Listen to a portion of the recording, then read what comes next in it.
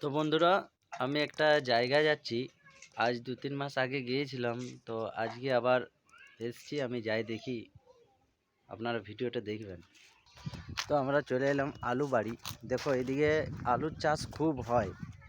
তো এইগুলো যখন আমি এসছিলাম তখন খুব ছোট ছিল গাছগুলো। তখন আমি 2-3 মাস পরে আসছি, তো এখন দেখছি সব বড় হয়ে গেছে। এবারে আলু তুলবে। এই আলু তোলার পরে এরপর এটা ধান লাগানো হয় নাকি ভাই? হ্যাঁ, হ্যাঁ, ধান লাগানো হয়। তো আমি দেখাচ্ছি। এই আলু বাড়িটা আমার শ্বশুরের। দেখুন, এই যে এই আলু বাড়িটা,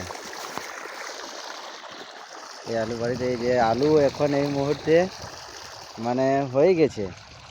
তো এটা কয়েকদিনের মধ্যে উঠানো হবে আলুটা। তাই যে এখানে আবার জল যাচ্ছে, বাড়িগুলো পোয়ানো হচ্ছে। এই দেখুন নদী যাচ্ছে, এই দেখুন এগুলো সব সবজি লাগানো আছে। আলু, সব আলু, এগুলো সব আলু। তো এই গাছগুলো আমি যখন এসেছিলাম অনেক ছোট ছিল, আর এখন তো গাছগুলো মরে গেছে, তার মানে হয়ে গেছে নাকি? এবারে আর 2-3 দিন পর কুড়ে হ্যাঁ, দেবে। 2 দিন পর আর কুড়ে দেবে এবারে। আর 2 দিন পরে কুড়বে। হ্যাঁ, তো দেখুন বন্ধুরা, আলু গাছে আলু বলছে হয়ে গেছে। আর এই যে এই জলটা যাচ্ছে এদিকে, এদিকে সবজি লাগানো আছে।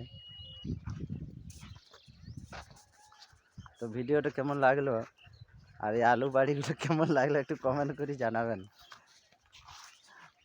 এটা একটা আলু তুলি দেখা না, নিচে কুড়ো দেখি, কারণ আপনাদেরকে দেখাচ্ছি আমি।